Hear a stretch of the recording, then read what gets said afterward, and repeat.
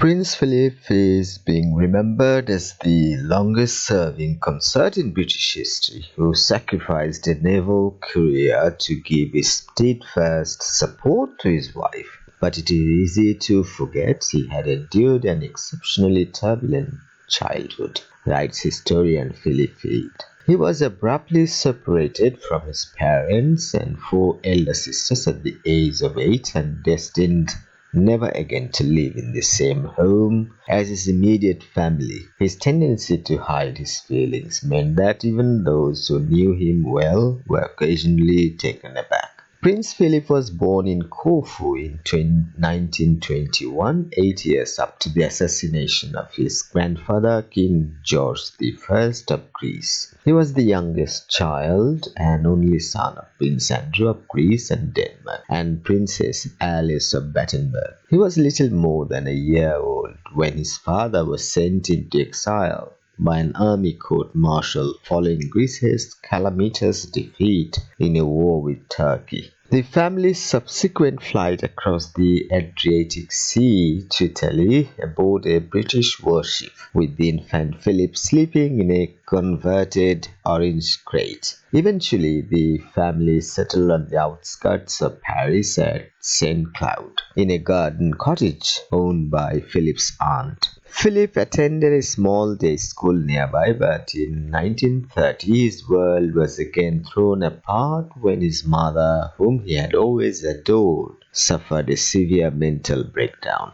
King George VI was at first far from eager to give his consent, not least since several of his closest friends were vehemently opposed to Philip. They whispered darkly about his Teutonic strain and suspected that his uncle Louis Mountbatten, a notorious intriguer, was proposing to use him as a Trojan horse to help bring the monarchy more into line with his own rather pink political outlook. For Phillips, on the other hand, the prospect of marriage to Princess Elizabeth offered the chance at long last for him to regain the family life that he had lost at the age of 8. He was a complex, clever, and eternally restless man. He was forced by the turmoil of his first decade and then molded by his schooling. His early years were spent wandering as his place of birth ejected him, his family disintegrated, and he moved from country to country, none of them ever his own. When he was just a year old, he and his family were scooped up by a British destroyer from his home on the Greek island of Corfu after his father had been condemned to death. They were deposited in Italy. One of Philip's first international journeys was spent crawling around on the floor of the train from an Italian port city. The grubby child on the desolate train pulling out of the Brindisi night, as his sister Sophia later described it. In Paris, he lived in a house borrowed from a relative, but it was not destined to become a home.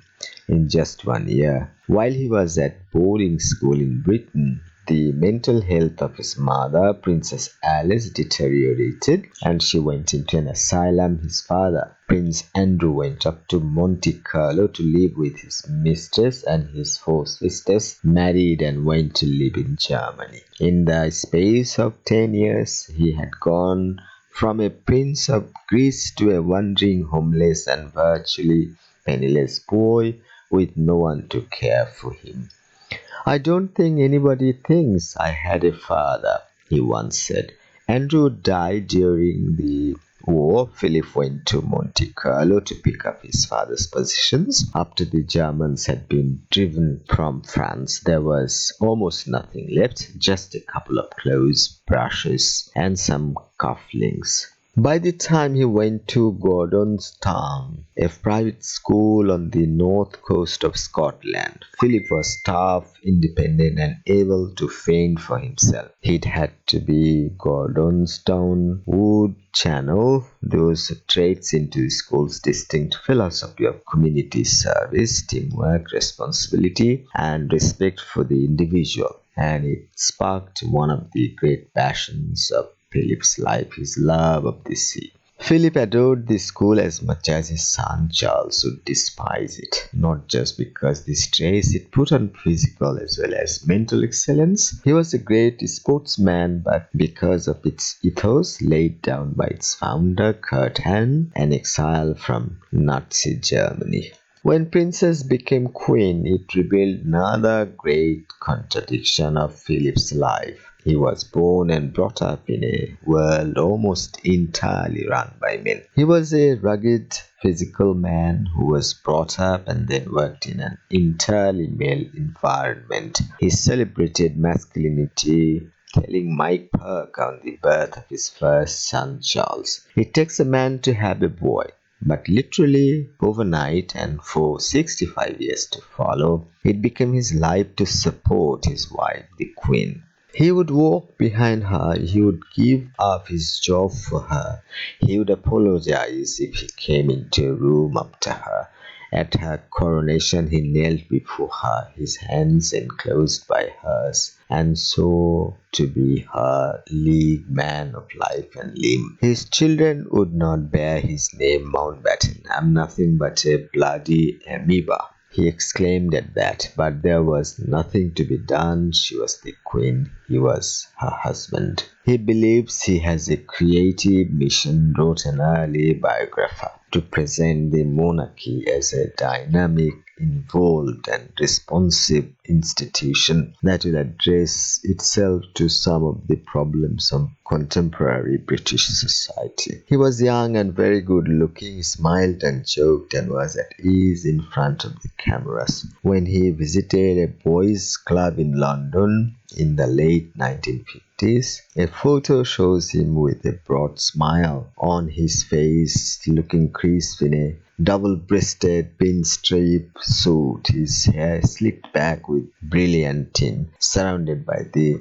upturned faces of boys and their mothers all shoving and trying to get close to him. There is more than a whiff of Beatlemania to the moment. He was an environmentalist before anyone really knew what that was. He warned of the greedy and senseless exploitation of nature, and he constantly did himself down, shrugging as to why anyone would want to hear him speak.